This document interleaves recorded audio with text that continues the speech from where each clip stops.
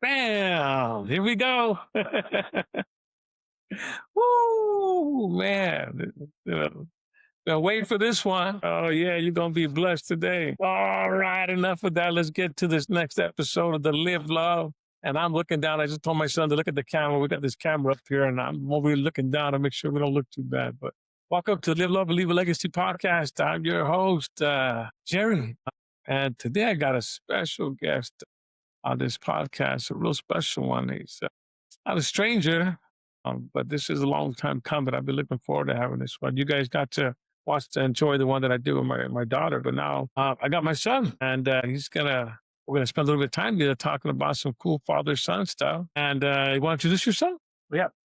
My name is Angel, and I am his second child and his only son. My only begotten son, the heir to my porcelain throne. Oh, we're just gonna have a wonderful time here, conversing. So really, what we're doing is we're recording a conversation between a father and son. We're inviting you to join us, and you know, a lot of it is because a lot of you know us, so we just want to encourage you, and that's what this one's all about. Is just to encourage fathers out there, encourage sons out there, because as you know, fathers these days, it's rough, man. I mean, you've heard me say it over and over again. We live in the number one fatherless country in the world, and it's just kind of sad. I mean, we won the World Cup today. The game, America won 3-1. Mexico won yesterday. Cool, but what good does it do a country to win the World Cup but lose at home? Which is what we're doing right now. We're losing at home, and so we pray that this podcast encourages you, dads and sons out there, that your bond is important and legacy is important. And what we do now is important because there's another generation coming. Even after my son, there's going to be a generation growing up watching him. So we're going to get right into it. So this is, this little first segment, we called it the legacy conversation. And we got some questions dialed up. And so if we go up and down, it's because we're reading the question, make sure we don't forget one. But, we pray that you enjoy this time and that you are blessed and that you are encouraged, and not only just encouraged, but challenged and empowered to, grow, get better. And because you can. We're fortunate that when you have faith, I mean, the Bible says that you can do all things through Christ who strengthens you, that nothing's impossible with God, and you can do it. And so the first question is I want to ask my son. So we're going to ask a few questions. I'm going to ask him, and then he's going to ask me some questions. So we don't pay attention to you. It's okay. Mind us. I'm going to be looking at this guy here and there. But so what is one lesson you've learned from watching me that I never taught you directly? One lesson I would say would have to come to ministry and near ministry. And I can always remember as a kid growing up of how much influence and how much trust that people have in the leader of in their life, a shepherd in their life. And I always remember like growing up, and after service always following you around. And I think the importance of wisdom is something that you really showed me a lot in this moment, because as a kid I would follow you around. I always remember there'd always be after service, after Sunday morning service, there'd always be a family or someone just talking to you, and I'd just be standing there, listening in and just hearing what they have to say. And as they're talking, I started to kind of like I'd always try to test myself to try to see like, if I was in your shoes, what would I say? And as they're explaining whatever it is that they're going through, whatever it's a family or not, and so yeah, as they're explaining about what it is in that moment before you would answer, I would try to think in my own mind, what is it that like if I was in your shoes, what is it that I would say? And I always remember every single time though, you would always like beat me with the wisdom you would share in those moments. Like every single time, I'm like, dang, like I would think about it, I'm like, oh wait, now it's far off, because you're there for after they finish talking, you would share, and I'd listen to what you'd have to say, and I was like, wow, pretty good. I was like way far off on what I was thinking about, the wisdom I used to that. And so just always hearing that, like, or always, being there and listening and testing myself, but always seeing the importance of wisdom and how important a role you play in other people's lives as well. Wow. Wow. I'm glad we asked that question. I never knew that. Yeah. Okay, so here's another good follow-up question to that. So seeing that, you guys were around ministry all your life. I mean, especially you and your sister, your younger sister. You guys were born into this. And so what did you think ministry was when you were growing up? I didn't really think so much of it specifically, I'd say. Like, it was more just, those are life, honestly. Yeah. It was just a part of us. It wasn't really something of just viewing it as something separate from our lives, or something that was an addition to our lives, or something that was just I don't know, an extra thing in our lives, I guess you can say. It was more just always just like this is part of our life. Like this is it. Like there's ministry and school and whatnot. But, like it was just like it was there always, you know? And so even growing up, just thinking about it was always just like it came to a point I was always expecting to be ministry in some way, shape, or form every day. Whether it's being at the church or something or doing something, outside our church, but just doing something for ministry or where we're going and the trips we take and stuff like that. It was always just an expectation that ministry was just there and it was just a part of who we were. See that? Yeah. Okay, so here's another important question, because I know that, some of you that watching your, we're friends or some of you are my pastor friends or we're friends in ministry and, managing family and ministry and all that can seem really hard for us, but what was there ever a time you struggled with being a pastor's kid? I don't think so, honestly. Honestly, I mean, thankfully, I had two sisters who were annoying at times, but are always around, and I'm grateful for them as well because not none of us hated ministry or hated being a pastor's kid or never wanted to be at church. So we always had each other, even if we were the only younger kids around a lot of times. We knew how to keep ourselves busy when we were bored, and so make the most of it. So honestly, I never really struggled with it. I always thought it was really cool to be a pastor's kid. And knowing that that was just something I got to always know that my parents were pastors and yeah. Right. So, taking into consideration all that, what is something what are you grateful for from our family? Oh, I take it, our family's changed a lot. Okay. My wife, his mom passed away in November 15th of 2020. So we went through a big transition, right? So it's kind of like, I think most of us from BC, before that happened. But, even now, family is still such an important part of our lives, right? So what are you grateful for from our family? I would say the closeness and the love for God and the faith we all share is what's amazing. And our family's not perfect in any way, shape, or form, but you know, uh, we are a family that's consistent with God and with ministry, and it's brought us close. And I know that it's kind of a very unique family that we do have, and but because of God, I'm grateful that we all continue to choose to follow him every day. And so that's what kind of makes it a lot more easier to be, with anything that takes place in our family. It's just, we're able to go through hardships and different seasons of our family a lot more easier than most. And because of the foundation we have. Well, if you don't know, you know now. But my son's getting married on Monday, so I don't know when we're gonna put this out there, but it's Friday, real time doing this podcast. This coming Monday, my baby boy's getting married, and I'm real proud of him. And he's got a beautiful bride to be, Susan. And this last question I got you for you in this segment is, what do you hope to carry into the next generation, son?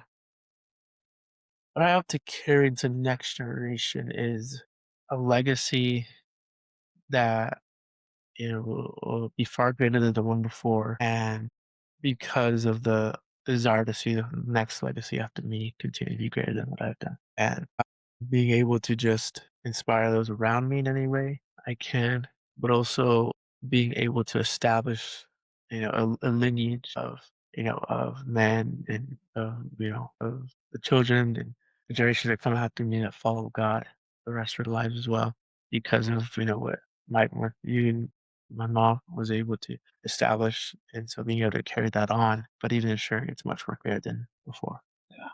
Yeah. That's the idea for all of us, right? We all, some of us here come from a long line of families who have had a hard time with family. And, alcohol's been a big issue in my family. It's destroyed a lot of marriages and relationships. And it's made it real difficult for a lot of our families to function because of alcohol being a part of the family. And, I thank God. And, I've been sober 29 years. And so my son's never seen me drink. My son's never seen me act a fool in that sense. And then to think that just like that, God could be faithful with another generation. I've asked you this in public a bunch of times, but have you ever drank alcohol? Nah. No. Already that's a huge leap from this generation to this generation. And so it begs to wonder or to be excited about, what that next generation after you, what that generation could look like and what it can really be built into, in a sense, is what they can do for God. and how far they can go with the Lord because it's a beautiful thing. I'm gonna tell you something. It's a beautiful thing that you don't have to depend on something.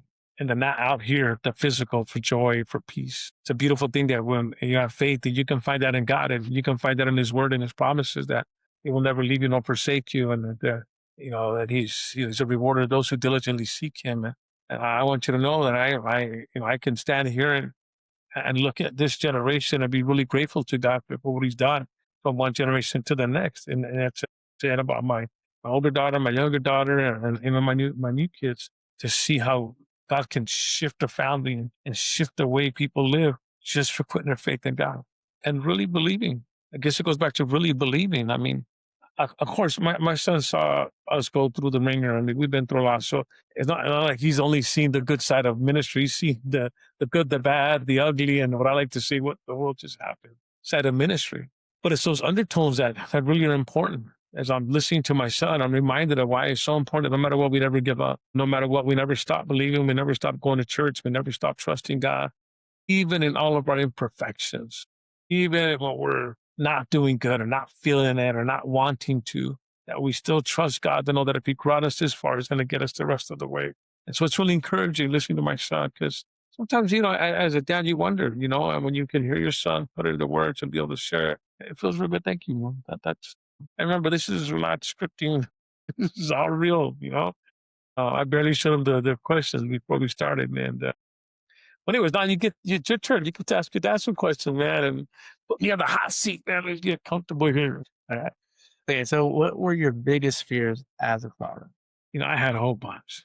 I It started with your older sister. I was really always scared that I wouldn't be a dad that had what it took to raise a daughter, much less a son. It was a fear of missing something or missing it, and it really kept me humble and it kept me hungry. But I had the fear that what if you did turn out to be like me or somewhat like me? And as you can see right here, this is totally different. And I love that. I love that my son's been able to. You've been able to have your own identity. You're my mini me, but it's in a whole different way. And I know even though you're taller than me, you're still my mini me, you know? But in our hearts, in our faith, in our desire to serve others and be their brothers and shepherd. But it was a fear that, I don't, look, growing up, becoming a man, when do you become a man? Was it when you first got drunk? Well, no. Was it when you first got a paycheck? No. When you first had sex? No. It was really hard to find when you became a man. And so it's been a blessing to watch you grow into the man that you are today and to be excited about what's yet to come. But yeah, I think the fear of like not knowing and the fear of what is, and also the fear of knowing that this world is evil. I'm worried if that the world's going to be able to attack my kids with that the world will get to them and hurt them, take advantage of them or do something, those fears that parents have. But at the same time, we had to trust God. And this is why when you pray for your kids and you put them in God's hands, you leave them there. We can't manipulate life. We can't force, I don't think we ever forced you guys to go to, well, you guys had to go to church, but I don't think after you never made you to, a lot of stuff you kind of really did follow through. It was nice. But yeah, especially your sister, because I didn't have no sisters. I was worried that, picking up on a girl and raising one are two different things. So it's been beautiful to see how the Lord's changed me and humbled me and given me a heart to be a father and not to just want to be any kind of father, be a good father. Yeah. Next question is, what mistakes do you think you made that helped shape you? Wow, there's so many. Yeah, there's a lot. I think fear. When I think about mistakes, I think the fear of not of making the mistakes and missing opportunities because of that image. We like guys like me don't do stuff like that, or like I never thought I could do something big, and so the mistakes and missing on opportunities because I didn't think those opportunities were really for me. It's got to be for somebody else because it can't be for me. I think that was a big one. I think that's a big one that hurt me in a lot of different ways and opportunities. And I hope I'm doing my best now not to let that happen because one of my biggest motivations now is for you and your sisters and our whole family now to see that we can do big things for God and that God can use anybody with some little guy like me from a little town in Castro to do big things. So I still my goal. I'm like I'm really pushing myself not to allow my doubts, my my self perceptions get in the way of who I can become in Christ. So yeah, I think that's the biggest one. What kept you going during difficult seasons? Lely Angel Naviera. You guys. Easy. Yeah. I get emotional, so you guys know. Yeah, that was easy to answer because no matter what, it was always you guys.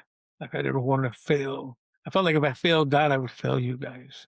And so I never wanted to fail God because I never wanted to fail you guys and show you guys a bad example. I never wanted to be a quitter because I don't want to raise quitters. And I knew that if I ever gave up on ministry, on God, that it would be something that would be easy to do after that. Once you quit once, it's easier to quit again. And so, no, that's easy. You, your sisters, even to this day, you guys are my biggest motivation to not give up and to keep going after this thing called life and chase everything that God has for us because I want to set a high bar for you guys, push you guys.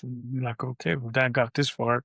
And the expectation is you get way further because you guys are way much more prepared to handle this thing called life and its challenges because you guys have such a stronger foundation than a lot of us do as first generation believers, first generation Christians, first generation everything. We were watching, I was telling you about that school we visited yesterday, a charter school in San Jose that closed down. It was a charter school that was dedicated to first generation college students. And I kept thinking about that first generation thing. And I go, you know what? I know what it's like to be a first generation college student. It was hard. It was difficult, very, very difficult. But, I also thought about being a first generation believer too, as a Christian, and how difficult that can be too to navigate this life of, not, you don't have a lot of people around you that have done it or are willing to go with it that far. Everybody believes in God, but nobody wants to really serve him and submit to him. So you're now a second generation. And that's exciting. Yeah. Yeah. Okay. Like ties into the next one, which is, was there ever a time you wanted to quit ministry? I'd be lying if I said no. Even though I just got through saying to you, your sister, but there, I mean, ministry's hard, and it comes with its challenges, and it comes with its sacrifices, right? Ministry's not this minute. Not convenient. I mean, I know you guys we've had to tell your sister, watch your brother and sister at 1 a.m. while we go visit a family, or we have to go, meet a need or go do something, or you know, it's difficult. And then, your mom and me, we were full time, we work full time as teachers, and we had, you guys and full time ministry in a sense. It was a lot of pressure, but it's what kept us going. It's like there was never a lot of downtime in our lives. We were always doing something, right? But there were those times where, it gets hard. We sing that song Waymaker, we don't see it. He's working, we don't feel it. Well, there's times that we see it, we feel it. It can really get to us. But at the end of the day, the feeling is one thing, but actually doing it now. So, I think the only time I don't want to say, but it wasn't a quitting one when I resigned from Pastor Watts ago and I had to step down. But it was more so because I didn't want to lose your mom. I didn't want to lose you guys. And so I never looked at it as quitting. It was just taking a step back to always go forward. And I think even though that was one of the hardest things I did, it was one of the best things I've ever done in ministry because ministry's always going to be there. But you guys, no, I don't want to take that chance of losing you guys just because of pride or I didn't want to I don't want people to think there's something, whatever, because I stepped down. But yeah, that feeling's there sometimes. It's there, but never enough to get us to really do it and pull the trigger. Well, what legacy are you hoping to leave behind? I think it was yesterday. Somebody reposted that a short video of Pastor Ed when he was talking about that when he dies, and how he wanted to be remembered, and I resonate with everything he said. You know, I want to be known as a man who was loyal to the end, loyal to God first, loyal to my family, and loyal to the ministry of Victory Outreach. Just loyal. I mean, it's something that I hold dear, and I strive to do that. That I want to end strong. I want to go out swinging. I want to ensure that that I finish this race. That I can get to that point where I can say I fought the good fight. I finished the race, and that way, then it encourages you and your sisters to keep going because, in our lives now we know that when we die, it's not a tragedy.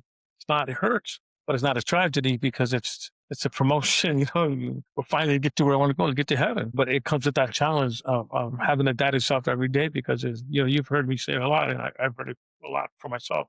It's not how we start; it's how we finish. So I want to finish strong and I'm in the third quarter of life, so I'm not in the championship rounds yet. I don't want to claim that. I still got a long ways to go, Lord willing, but I want to do my best to give him every excuse to keep me here, unless he comes back sooner. But just to give you that example, and everybody around me knows me that, hey, let's finish this thing. Let's go out swinging. Let's go strong.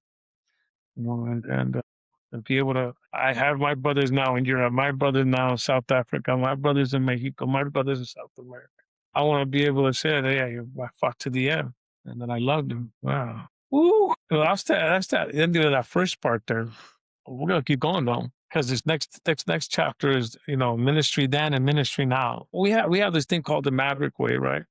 And before we go into the next part, I do want to answer that question because I love that question. So this is still on the legacy conversation, okay? So I prematurely said we're not. We're both gonna answer this question. I'm gonna let myself go first. What does live, love, and leave a legacy mean to you when we Yeah. talk about the Maverick Way?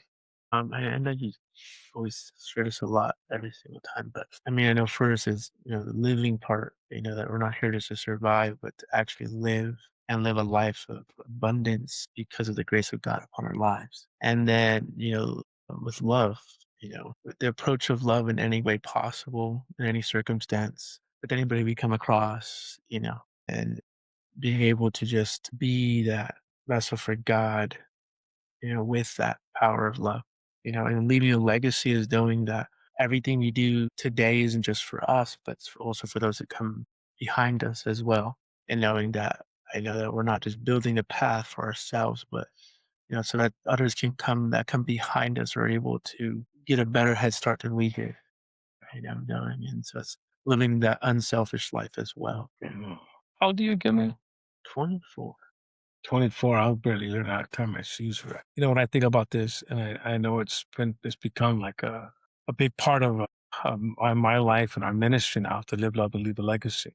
And this Maverick Way is understanding that we're not called to be like everybody else. I know I shared this with somebody yesterday new who never heard the Maverick Way. He's like, well, it has this negative connotation to it when you think, oh, Maverick is a rebel. So, Top Gun, Maverick, you think about that, right? But when you think about a Maverick of the faith, it's somebody you really got to be a little crazy to be a real Christian these days. And I want our lives to symbolize that we live radically for Jesus, and we're okay with it because it's not about hurting nobody. It's not about it's about just sharing the truth and loving people with the truth and living that kind of life and being that model too, right? And that's where that love comes in. We're talking about it, that we love like Jesus loved unconditionally, that we love them, we encourage with love and we encourage with truth. And that when we leave this legacy, it's a radical legacy. It's a legacy that you want to do something special in this thing called life. You can't be like everybody else. You're not living like everybody else. You're not talking like you're not spending time and how do you spend your life like everybody else. If you want to do something great in this life, that means you're taking a different path. You're doing something different with your time. You're prioritizing your life differently. And I definitely, I want to make sure that I exemplify that. And I know that you already do and your sisters, and we're doing our best to exemplify that as a family, as a ministry here in Victoria Santa Cruz. That we do have that radical faith, and that we are known as a real deal. We're genuine. We're not want to be Christians. We're not fake Christian, phony Christians, or I don't ever want to be known for that. Because then you become a hypocritical person. I never want to be known as a hypocritical person. Okay, we answered that part. So let's go to chapter 2 in this podcast on ministry then and now, because you've seen ministry in the see for the last 24 years. You've grown up in this ministry. You've lived it. You've seen it. And so, what challenges does your generation face that mine didn't? Well, I would say for sure, you hear all the time social media about how Yeah, MySpace. yeah, I even never had a MySpace. Yeah, so the social media, how it's now at a point where a generation grows up almost living two different kind of lives. You have your online type of life and your real life. What's actually going on around you in a realistic way. And so it shaped our generation, my generation a lot to live that kind of lifestyle, where it's online. I can easily portray myself to be something I'm not even at all in reality. And it's that kind of losing it's created a generation that has easily lost its identity, to a point where people my age, even, now they're 20s and their 20s now, where they still don't know who they are because they've constantly lived a life of going back and forth between different identities, what they could find out, what they could attach themselves to because of what they see around them, in their lives and, their bubble, but also what they see online as well.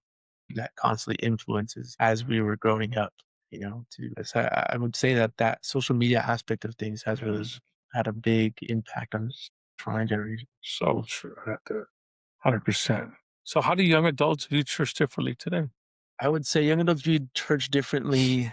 I mean, now we're starting to see a slight turn, where now there is, young adults starting to have a desire to come back to God, thankfully. But before that, young adults view church already with this type of idea of what church was before you stepping into church. Yeah, you know, where they already saw God as somebody else had already told them who God was, or because of their own experiences in life, and or there's something that did happen in church, in some way, shape, or form that did hurt them or something, and young adults really, I've seen, or from what I would say is that they would, they view church with already an idea of what church was going to be like without ever even stepping into church. that's right. But now, thankfully, we have young adults who are now stepping into church, Mm. and they're radically, changing their lives because they had this idea, but yet when they entered into it and actually did it, they experienced something way differently Yeah, that they couldn't ever leave from. You know, at this that right away, grabbed their heart, right away, grabbed their attention, shifted everything that they had thought church would be, and so just that alone, when it's young now we see young adults giving God a chance that's right. and stepping into church in some way, shape, or form. But before that, it was always like they had this idea of what church was, and that easily threw them off my views and things. That's good. So what gives you hope for the future of the church? Well, what gives me hope for the future of the church is like I just mentioned, now we see young adults starting to go to church now. The numbers are kind of coming back, but just knowing that it just takes it just takes one moment really to Come on. change someone's life and to change a group of people, to change a whole entire area, a region, a city. That just takes one moment, and it just takes one moment for God to step in, and that alone gives me hope for the future of the church, because knowing that in this time that I'm believing that we're going to see a much bigger we've ever seen before, a generation that is now coming back to God, Come on. That's right. and a generation that once they do come back to God, it will automatically elevate the church at a whole different level, and be able to bring so much more to the church, and be able to bring so much more tools and different people and backgrounds and different testimonies as well. Yeah, for sure. Okay, your turn, buddy. Okay. So, how has ministry changed since you first answered God's call? Wow. When we first got saved, I got saved in the summer of 96, but I was already going to church here and there in the early 90s, right?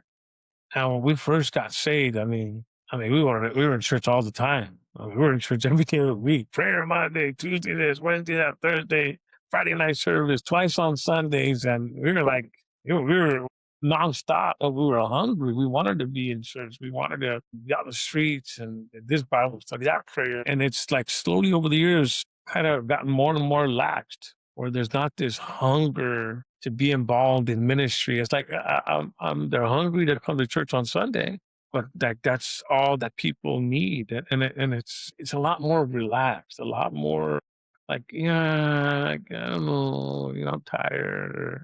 It's just weird. It's like it's changed, and it's a lot since COVID. I mean, don't get me wrong, COVID really changed the game and changed how people, they're able to be in their pajamas and be in church. Something that never you could have never done before. COVID gave people experiences that nobody ever experienced with the church like that. But it just, to me, I just look at it as like we're not as serious about serving God like we used to be. We don't see that urgency to serve God like we used to. We used to have this urgency to want to be in church, urgency. We didn't mind. I mean, you and your sisters grew up in church. You were there all the time. There was always something to do. Yeah. And now people are like, I don't know. They're so busy with, I don't know. I mean, I thought you played sports, your sister played sports. You guys were involved in school. We still did for a while. We were still there in church all the time. I mean, it was, you know, it's been really interesting how Christianity as a whole has gotten so relaxed in America too. Now we don't. I know you don't got to wear a suit to get to heaven. Don't get me wrong, but we're just so relaxed. Like we lowered the bar so much just to please people, so people don't feel like they're not welcome to church because if they come in, they got to wear a suit. But that for me is probably the biggest thing. Yeah. Okay. But yeah, what lessons from early days of victory should never be lost? the streets, the outreach, the importance to be out in the community, the importance to never forget our roots, about, going to the jails, going to neighborhoods, reaching out to drug addicts. I mean, yes, our ministry's taken, it's, because now we have you guys, that never were involved in drugs or alcohol, the streets. So we have to cater to our own, the blessings of the fruit of ministry, because we've been faithful. The Lord been faithful to us. So got to make sure that there's ministry that is also geared to, encouraging this third wave that we have in our ministry now. But we can never lose and forget what made us and what gave us opportunity to be fathers and husbands. Like in a sense, your generation can never forget what God did in this father or in your grandfather, because then we're gonna forget that it's the treasures out of darkness that produce this kind of fruit. That makes sense. So never forget our roots, And I definitely, I know under my watch, I'm gonna do everything I can. We don't forget because it's important. Yeah. I mean, and I know you probably already kind of answered this part generally, but would be is what concerns you most about the church today? The lack of involvement outside the walls of the church. And I, because remember, Victory Outreach is just a drop in the bucket when you think about believers in ministries and churches, right? I mean, thank God we're all over the world, But so are other ministries, so are other churches, and so are other Christians. But it's how, we've got to be careful that we don't lose a generation. I'm grateful, like you said, they are coming back, right? But if you go into a lot of churches these days, there are a lot of people in their third or fourth quarter, put it that way, of their lives, not a lot of young people. So that does concern me, because we need a strong core of young people, your age and older, to really make sure that this thing continues to go forward. Because the devil's a liar. If we lose a generation, it's a whole gap that we lose, and then we have to start. Right? So we don't want to do that. Okay. Yeah. Wow. So let's answer this question together. This one's a good one. I think I'm just gonna let you, Jenna, answer this one. How do we reach a new generation without compromising biblical truth? I would say we can reach a new generation without compromising biblical truth by first knowing the truth and knowing the truth so well. Like the key thing is, so people will follow or be attracted or be inspired by somebody who believes completely in what they're doing. That's right. That's a good one. I Yeah. like that. And if but that comes with us, having to really know the truth, the biblical truth, the gospel itself, the ins and outs of it, ins and outs of it.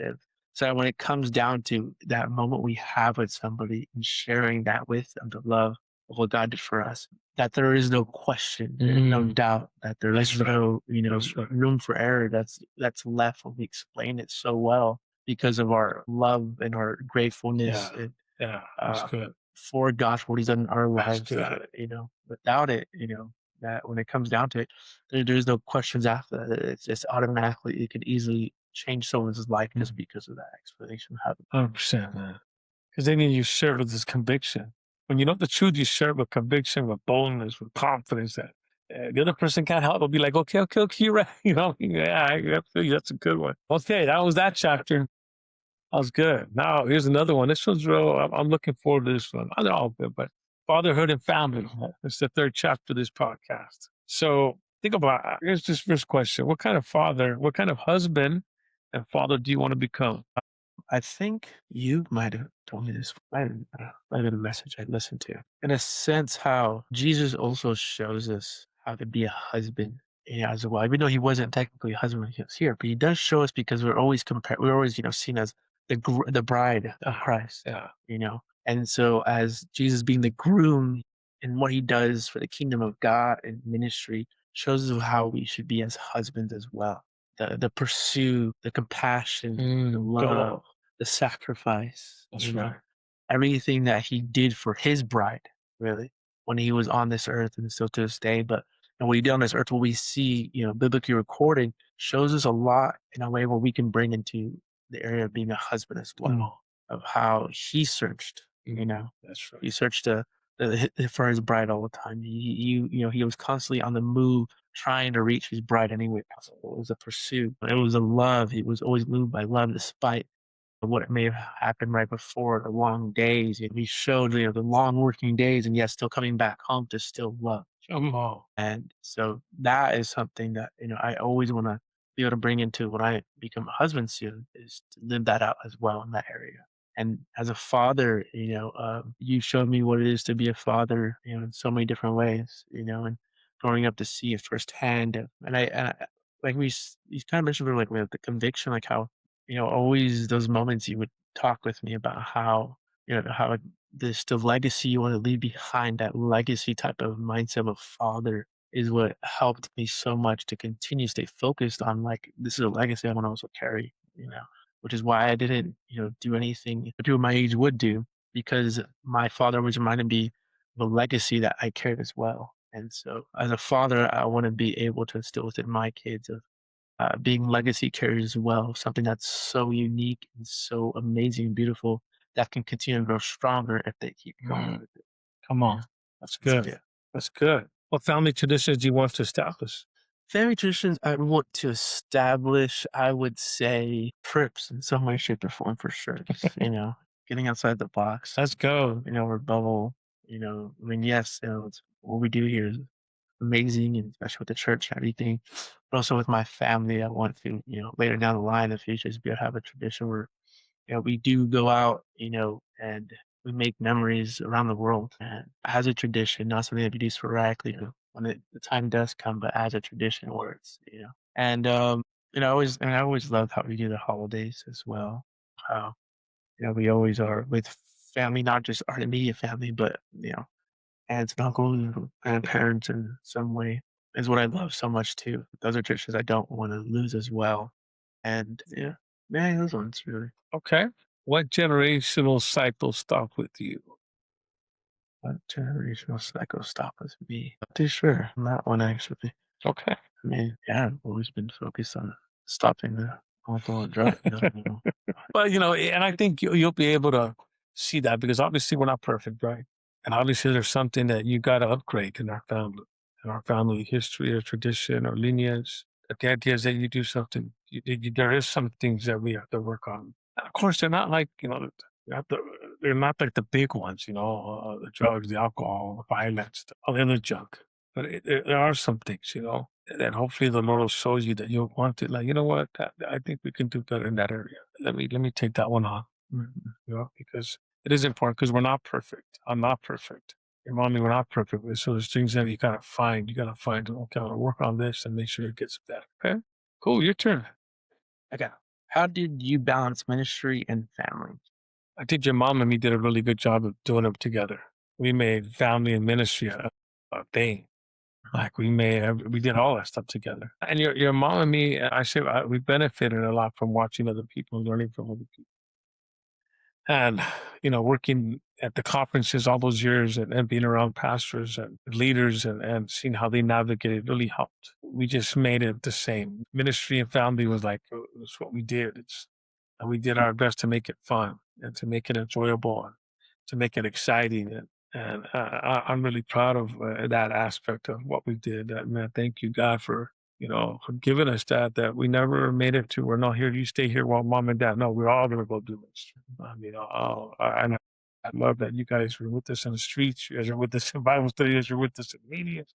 We go to Chino. We go to San Dimas for meetings. There you are, my babies. You're right there with us, and I thought that was great. So I think it made it real easy to balance. And that way, then when we did have to leave you with grandma or one of the grandmas or somebody, it wasn't like, oh, again. It was like, oh, okay, cool. It's like a little adventure. Okay, cool. We'll stay back. You guys go for it. We're gonna have fun. So it was cool. What would you do differently if you could start over? I would take more chances. I would trust God for bigger things. I would just, close my eyes, and just take a step of faith and not worry. I mean, and then positive stuff, right? Taking God for His word more, and allowing His word to be active in my life and the decisions I make and what we do and what we don't do. And I think I let my thinking get in the way of God's big promises. So I definitely also right off the bat, I would just allow that word that we talked about to really give me that confidence to just let's go boldly and not be shy, not be timid, not any of that stuff, but to go for it. Yeah. What was the hardest season you'd say of parenting? Ooh. So, I mean, just to be honest, and I mean, I think the hardest time of parenting was when your mom and me struggled in our marriage. It was rough, because our marriage is what makes everything easier when it comes to parenting or, being that example, being a positive, example to you guys. And so I think that was really the hardest. And your mom and me weren't functioning in that area at a high level, and we struggled. So that made it hard for us to really, how you said, the truth and you can preach it with conviction. That's an area that we would struggle in. We just, we're arguing and fighting, and then we are trying to do ministry. It was hard. It was hard. And so I think that part there would probably, I would say, was the hardest season with you guys. Yeah. So this is what I want to hear from you too, right? Because the last question of this section, because I really want you to think about what this is going to look like with your family. Okay. So what does success look like if ministry is thriving but your family is struggling? What does success look like? I would say it's the transparency of myself and when it comes to ministry. What I think I can always remember about that moment that Pastor, if you talk about Pastor Sunday on Father's Day, I think it was, or whatever it was, where I mean, the church is growing, it's thriving, and yeah, he goes up to the pulpit, and he doesn't even preach. He can't even preach. He just starts. He's up there broken before the people in a Sunday morning service because he's being transparent and saying how at the moment his family is struggling, how his kids are struggling, and and everything in the home is struggling. And I would say that's what success looks like is in that moment, where you're It's you're good. you're being transparent, that you're still willing to go up there to the pulpit and yet still share, that in those moments when you need it, that you also, are you're not just, I don't know how else to say, the top piece of the church, or I don't know, or it's just that you're also thing is, their seasons aren't gonna be perfect. Yeah. Seasons are gonna come in the family that are gonna be struggling seasons, and success looks like as the man, the Mm. role I carry is the consistency no matter what is taking place, and even in those moments when there's those tough seasons, knowing that God is still in control, and Come on. and every season has a beginning and every season has an end. Knowing that as long as we continue to stay focused, that we leave in God's hands, and we continue to do what He's called us to do, knowing that the success of it, of just our response, Yeah. is what it is. That's So, right. yeah. Well, that's good, buddy. Good. That was good. All right, we're gonna jump into the next chapter on victory outreach and the calling. Okay. So how did you know God was calling you, son? How did I know God was calling me? Well, it was from everybody telling me. No, I'm just kidding. I know growing up, everybody would tell me, you know, you're gonna be a pastor just like your dad. Or you're gonna be a pastor. You're gonna be a pastor. You have a great father. You're gonna big shoes to fill in. And as a kid growing up and hearing that, I, I never was like upset about that or mad, because of who you were, and being how much you inspired me and a role model to me. It was always something that I desired as well. And I would also say though, really what shifted was, when I really began to make that decision in my life, knowing that, I want to have a relationship with God, not because of my parents or through my parents, but because Angel wants it. And Angel wants a relationship with God. And I was around 15 years old or so, and then going to UTC at 17. In that time in Chicago, I'm so grateful for that season of my life because in that time I chased after God like I'd never done before. And because I knew that this was gonna be a season I'd never have again. Come on, because I knew that in my time as I was there, I was starting to realize that, man, when I go back home, it's gonna be like boots to the ground of just nonstop ministry, and things are gonna be a lot more different than they are in this season of my life where there's a little more calmness overall where I can, spend time and chase after God like never before. And in those moments of chasing after him, that I'd be broken before God, and I would be just pouring out my heart and expressing what I wanted to do, and that as I was doing that, I was also aligning my heart with God in the same way. One day, knowing that I would be a pastor and I would help you, build a church, and one day take over that church, and just starting something that had been done before, really in some way, shape, or form as well. And so yeah, then that season of my life is when I really started discovering that goal. Amen.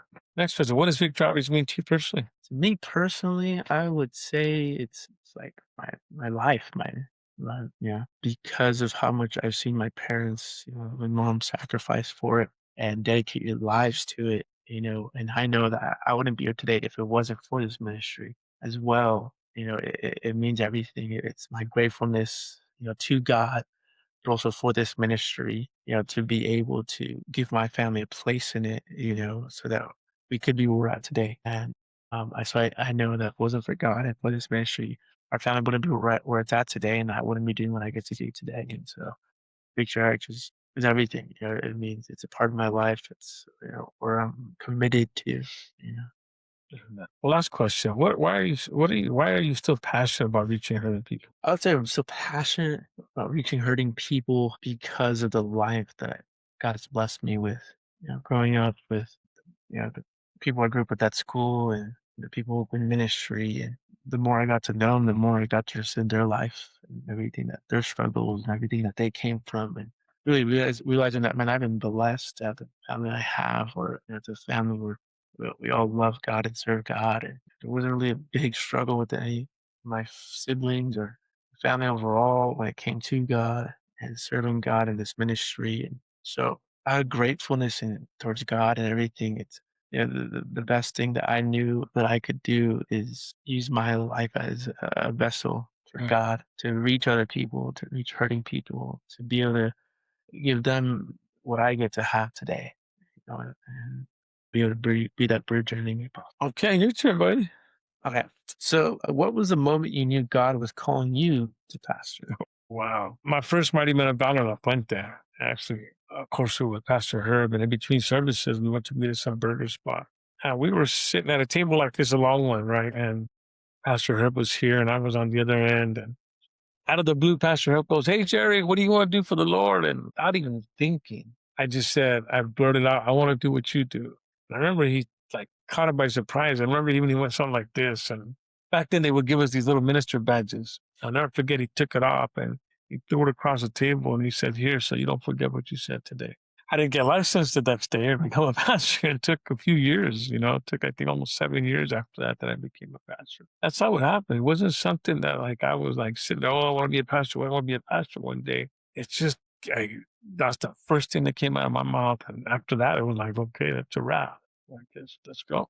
So, yeah. What part of your testimony still moves you today? The fact that God would take someone like me and do something so cool. I mean, I'm still so humble. I'm so grateful that even after all my mess ups and how dumb I was as a young man, almost, you know, being shot at, overdosing and doing some dumb stuff and thinking that and I don't even have that bad of a ministry compared to some of my other brothers that are watching. You're like, but for me, it's still something, I'm still really grateful that, even though I was trying to run after the streets, the Lord just kept throwing me back and not letting me, and still so grateful to that I'm grateful that the Lord gave me my dad for a little while to see him, you know, do his best to surrender his life to God when he was struggling. And so for me, I'm still so grateful. I mean, and then even to this day to have to be a father. I mean, I've heard you, I've told you, I mean, I remember one time I had a dream that I was in prison and some lady came to visit me and she's got some little boy bouncing off her lap. And she just said, "I wanted you to meet your son." And I'm like, I remember waking up from that dream thinking, well, that's how I'm going to raise my kids in through glass with pen and paper. For a while, I was even okay with it. I guess I figured I'm so glad, man, that happened, that I was able to enjoy your sisters and you as much as I've been able to. I've been really blessed. So that still keeps me going. I'm still so grateful for God's done in my life. And to think that the best is yet to come. And that keeps me going. That there's still better stuff to come. And I don't want to miss out. But I stay grateful for what God did in turning my life around and to think that the places He's allowed me to go and the things and the people I've been able to, it's just so cool. Yeah. Yeah. What keeps you passionate after all these years? God's faithfulness. God's faithfulness. God's been so faithful to us. I know losing your mom, but that was rough. Losing all that was rough. I'd be lying if I'm okay. I'm still not okay, but with it, but even after all that, our ways aren't his ways. His thoughts are our thoughts. And, even with that, I'm still grateful to his faithfulness because even after all that, my kids are, you're not perfect, but man, you still love God or there's still hope. You know what I mean? That was huge. That God's faithfulness and the people He brought around you guys too, because it wasn't just me. I know the Lord sent a lot of people to love on you guys and encourage you guys and push you guys not to give up or whatever it be, But God's faithfulness, because He's so faithful. And I tell people we're on bonus time, and this bonus time is God's grace upon our lives. We don't deserve to have what we have or do what we do. And so the day we ever take it for granted, we lost perspective of what He did in our lives in the first place. It's like we can never repay Him, and we're not trying to earn nothing. We're just, I just want to do my best to live out what the Word says. So let's go. So, this next one, this question is it's easy for us to answer, right? Why does the Victory Outreach mission still matter today?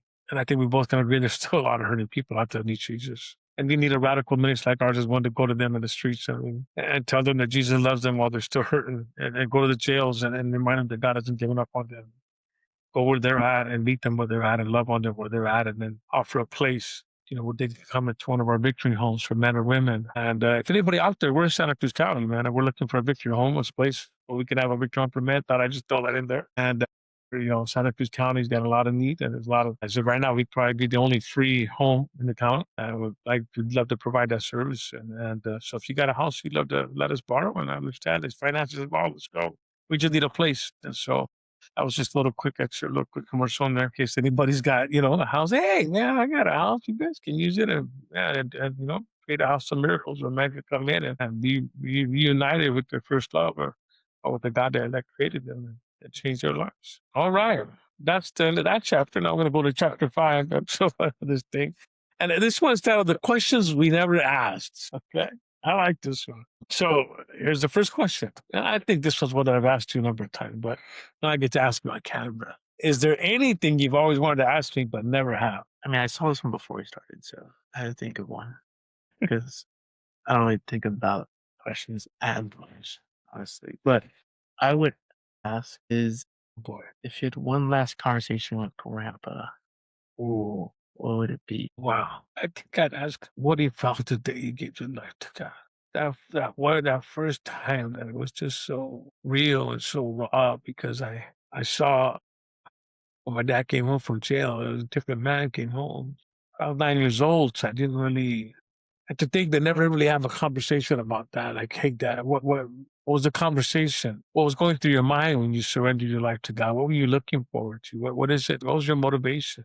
You know, that's just one thing, but that's the one that I've always wondered, like what just to hear it from his voice, doing the sharing.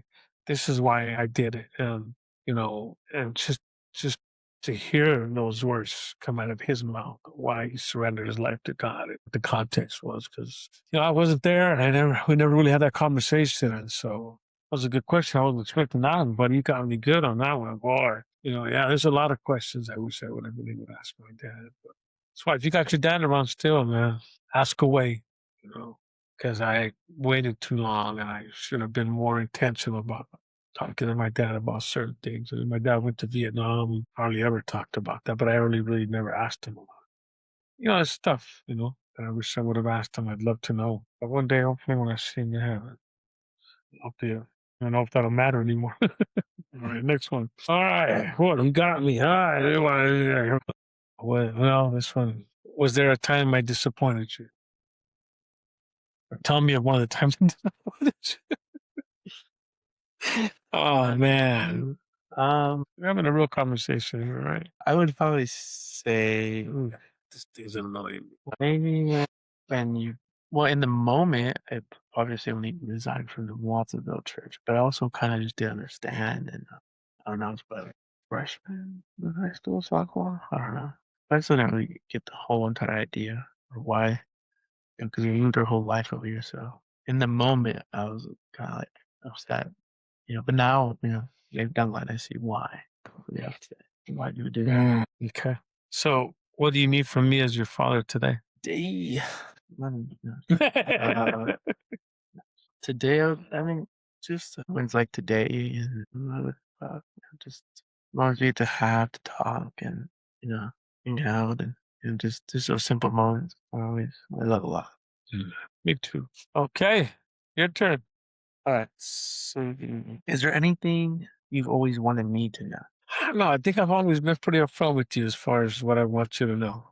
You know, I mean, I think, I think like maybe not younger. I was thought, man, I wish I had more sons. Because I want to be able to, you know.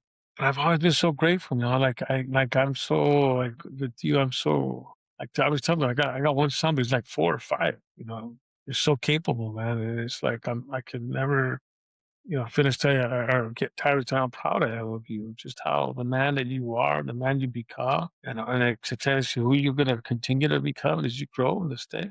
But I mean, I know over the years I've always tried to tell you that I love you, and you know, in many ways to show you how important you are and how I'm honored to be your dad.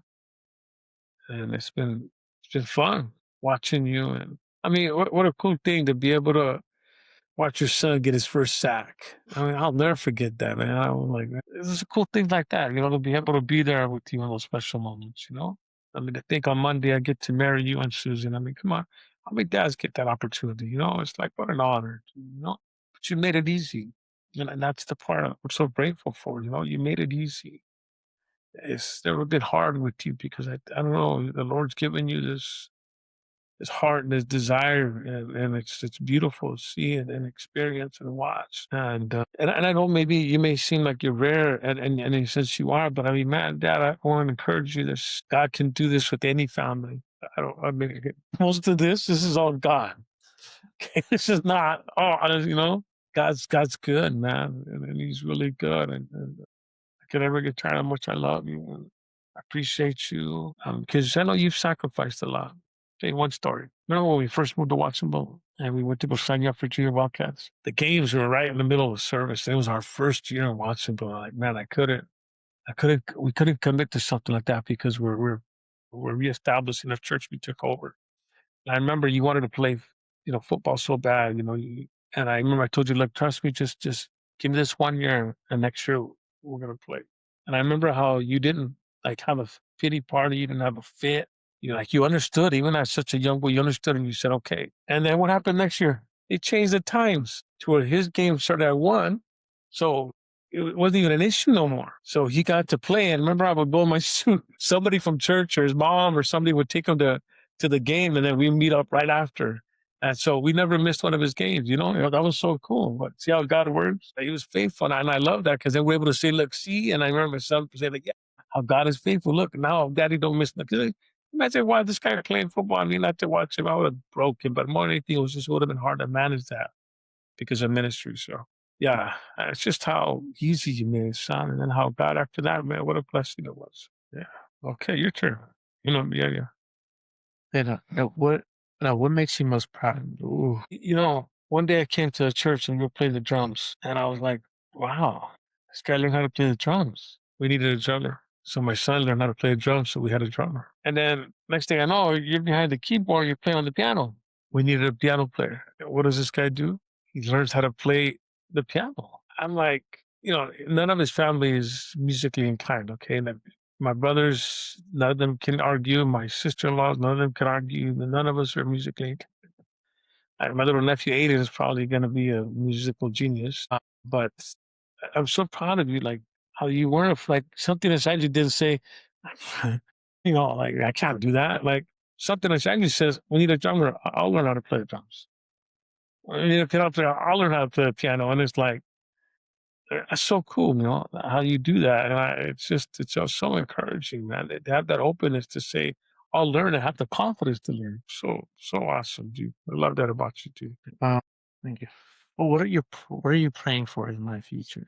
Right off the bat that you have this amazing marriage. So, I mean, it's like, I don't want to say that there's always this fear or something, but there is, it's like, I don't, your mom and me struggled in marriage. And thank God. I mean, now, I mean, not that I want to, but, I'm so grateful that with Doreen and I, it's a whole different, it's just different. So at least being able to model that we can do it, but we're different seasons in our lives. So it's different. You're going to have to do this from day one, to learn. And so that's my biggest thing for me that that you my prayer for you and Susan that marriage is a strength that you excel in that. And like you said earlier, when you said about how I love how you gave that example about how Jesus loved the church and how you're looking forward to be like that with Susan.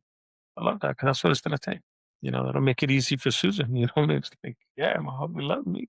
It's like that makes it easy. And so smart prayer because then it makes it easier for everything else. Because when there's agreement in the marriage and the Lord blesses that, and it makes it so much easier. To be able to do more. Yeah. Ooh, chapter 6, the Maverick Way. So, now, let me give you a little history on the Maverick Way. Quick 1 minute. So we moved to Santa Cruz. We start ministry here. And we're like, man, I'm trying to find something, how do we engage this culture here? And then I heard about Mavericks, that surfing competition in Half Moon Bay. And some guy that they told me had the nerve to tell me, yeah, but that's in Half Moon Bay, bro. It's a Santa Cruz thing, okay? It's like something that Santa Cruz is heavily involved in over there. A lot of the famous surfers out there, the surf Mavericks, are from Santa Cruz, okay? Let's just get that out of the way right now. So, but when I started looking at Mavericks and we saw that movie Chasing Mavericks, it was like it's evident, bro. You gotta be nuts. You gotta be crazy to ride those waves. I mean, those are some serious waves. You had that one young man from Santa Cruz broke the record, 104-foot wave. I mean, who in the world rides a 100-foot wave? That's ridiculous. I could be off by a little bit, but anything over 100, anything over 20 is big. Anything over 10 is big. You know what I mean? Like these guys are, it's like these big wave riders are insane. And I got mad props for those dudes, right? But I started thinking about, how that's what real bona fide that's like the Pauls of today, the Daniels of today, the Shadrach, Meshach, and Abednego's of today, who you're going to be challenged to ride a big wave if you're a child of God. A lot of people run from those challenges. They're scared. They're scared because of what people are going to think about them or how, they're going to be perceived. But these guys, you take a big challenge and you ride a big wave. It's not a big wave. If you fail, it hurts. You've fallen from like a 3-story building, and so that Maverick way is having that radical faith to trust God and go big for Him. Okay? So, how about you? What does it mean for you to be a Maverick man? I mean, you hear me all the time. Well, yeah, a crazy mindset, knowing that you're doing something that not that many people do. That but when you're, but you have to be committed to it as well. Okay. To be a maverick man, the same way as riding those waves, it's either all in or you're all out, or else it'll cost you your life. That's right. And so that's what it comes to being a maverick man as well, is that you're going to do something that not many people do today.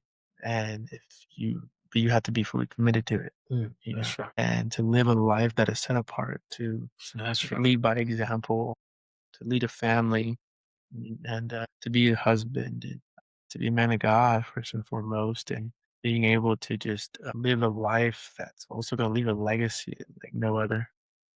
That's right. How do character and integrity shape a leader? Character integrity shape a leader.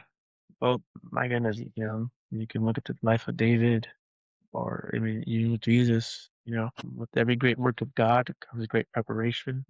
And every single time before God moved in a mighty way, um, and used someone's life in such a mighty way, they were shaped. Their character, their integrity was tested. David tended the sheep, and even though he could have let some go, he didn't let those sheep die or on his watch. Even notice no one lived in Jericho. But yet it was his responsibility and duty. So when those lions and bears came, even if it may have just been one, he was still going to go after it. With Jesus, when he fasted for those 40 days and 40 nights, and when he was tested by the devil, it was his integrity, right? It was his character that was being tested. And then every single time after those testings, there's always a great work of God. Uh, so integrity and character always shape a leader because it's their preparation. It's what this decides the outcome of what's in the next season to come. Well, keep going. What are the biggest distractions facing men today? Biggest distractions facing men today is busyness, I would say. Busyness. I mean, living busy lives and always being so focused on other things that they may bring you value instantly, but they won't bring much eternally, you know? And there was one, there's one video I watched where it was a businessman kind of thing. And he shared a story about a man who lives out in somewhere in Europe, right? And he owns a fishing boat, and, you know, he goes out and fishes and catches enough fish to meet his family's needs, and also to have some income to be able to, need everything else with the house and everything that's needed. And so what he'll do is he'll go out and fish enough for those needs, and then he'll come back and he'll spend the rest of the day with his family, and then go out to the city and walk around and hang out. And he would uh, play guitar out on the streets and just spend the time with his wife and with his kids when needed. And being a successful, small business. It was just him really. And then a businessman comes up to him and he says, "Well, hey, why don't you do like try to get him to see the opportunity he has to become a much more successful businessman?" And the businessman is telling this man that hey, like, if you buy a bigger boat, then you can catch bigger fish, and then with that, you can hire more people, and then from there, you can move on. You can move into the States, and, you can run your company from the States, here in America, and own a big corporation and be part of a big one of the big guys there, and then one day you can retire, and when you retire, you can, go to some small town, spend time with your family, and live a life of joyfulness with all this income. And it was so funny because the irony in it, because the man already had everything he needed in that moment, and yet so many people are so focused on trying to make it much bigger to do what somebody already could already have instantly. Yeah. That's good. What a good example. And so that kind of mindset that we raise up. I mean, nowadays you see it everywhere. On social media, ways to make money and ways to grow in wealth and all these different things. And yeah, there's great opportunities out there. It's great, but sometimes we forget to take account of the cost and the sacrifice. So true.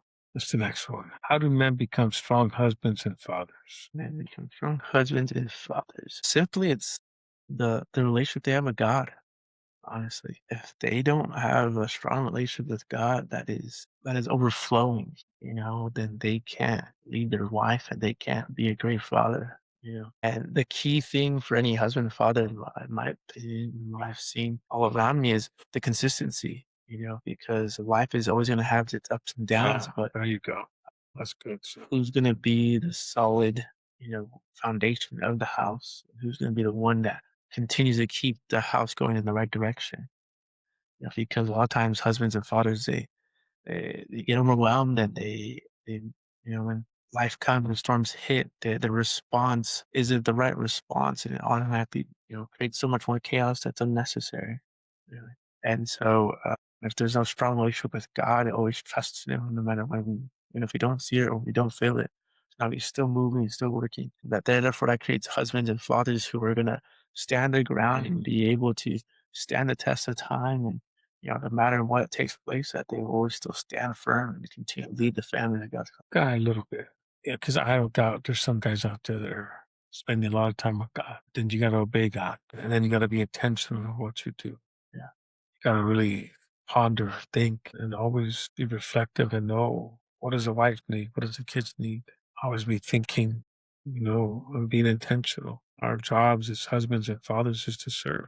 A lot of times in our cultures, it's the nano sits down and then they get served. And yeah, I mean, there's a place for that. Don't get me wrong, but I mean, the mentality should be is we're here to serve our wives. We're here to serve our children. We're here to serve our household. As a real king makes sure that all of his people are well taken care of. That's what makes a good king. A tyrant demands. A tyrant says, "Give me, do this," and it's not. That's not a real leader. So you have to be intentional because a lot of it means that maybe you're watching this and you're like, "Well, I see God, but I don't see the results." There's another thing we have to do. We have to learn. Some of us have to learn what it is to be a healthy husband and a healthy father. Some of us need to do some research, and then apply what we learn and be intentional about and be willing to do things that maybe we're not used to. I mean, I know men that don't say "I love you" all the time. Maybe you need to say "I love you" every day. And they don't kiss their wives before they leave the house, and don't kiss her. Maybe you need to start kissing your wife before you leave the house, and go kiss your kid before you leave the house. Maybe you gotta get used to doing some little things that make a big difference in the end, and that consistency is so true. And I'm not that I'm trying to say I love you, right? But remember, emotionally led men are weak men. We're not allowed to be led by our emotions. We're allowed to. Our creed is that we're led by what's right, what we're called to do, not what we want to do or don't want to do. It's what are we called to do in that moment? What does the Lord demand of us? What does Scripture demand of us in life as a husband, as a father? That's what dictates what we do, not what we see on TV, not what we watch other people do that's not effective. And it's hard because there's being a husband and father is not celebrated no more. I mean, there's not a show on public television right now on any one of those Hulu, Netflix, where there's a show that honors the man as a husband and father. Yeah.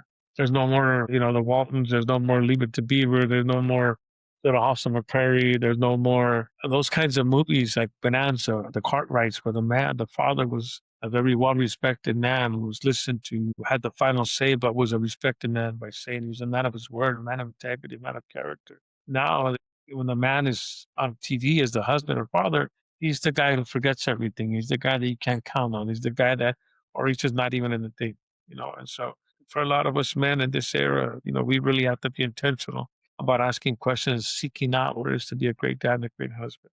And you can. Last one, or this one, well, almost. What does biblical masculinity look like in today's culture? Or masculinity. I would say meekness above all else. Meekness is strength under control. Woo, come on, man. That's right. My And boy. um we don't like what Paul says when I became a man, I left the childish things behind. And that's what biblical masculinity is like living not you know no longer doing childish things, and being confident in that, knowing that there's still people around us who say that they're man, but yet they still do childish things. And we can easily be so influenced by things like that without being so confident. So meekness, confidence is so important when it comes to biblical masculinity and knowing who God's called us to be and staying true to that. And then also too, it's respect and honor is so important too. As a man, and masculinity comes from that when you see a man who may be a father or a husband, or just a man who's doesn't have a family or not married but still living a godly life, is of the legacy that they leave behind as well. Or they're legacy minded type of men. That's what's so masculine in the Bible.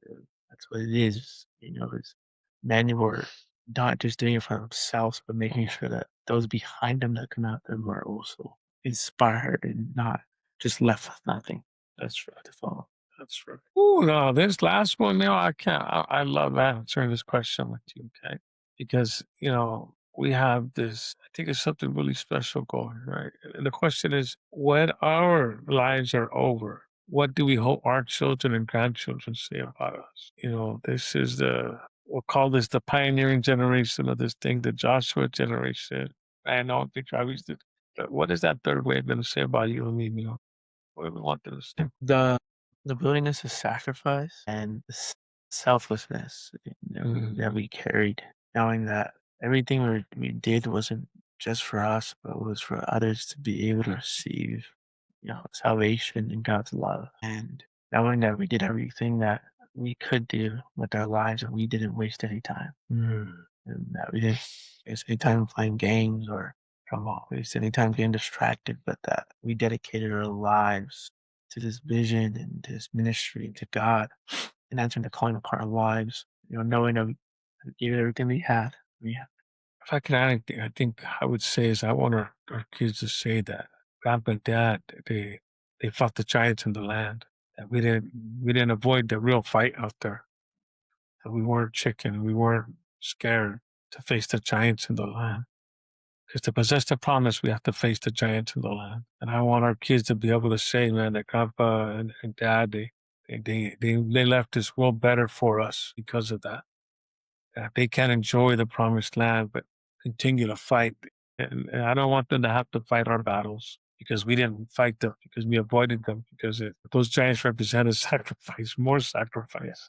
It means, having to be uncomfortable and stepping stick all life. We weren't afraid to face those things out there. And we only cared about what God thought about us, not what people. That we honored the Lord in all that we did and all that we were and all that we did with our lives and what we put our hands to.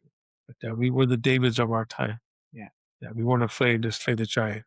And it's one of my big things, on top of everything you said, because it's true. All that stuff, because I sacrificed and we're going to continue. You're going to sacrifice and continue. I want our grandkids to sacrifice because there's always going to be something to sacrifice. I just don't want them to have to sacrifice fighting my giants.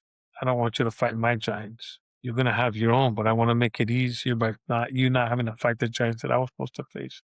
And I don't want my grandkids fighting giants that you're supposed to face. Or I don't want them to have to fight giants that we both didn't face because we were too scared or we didn't think it was anything for us to do. No, no, that's a big one. Yeah. This is cool right here. So we're gonna do these quick questions. They're rapid fire questions, okay? Okay. And I go first. Yeah. Okay. Most valuable lesson you've learned? My dad one time told me that the shortest distance between 2 points is straight line.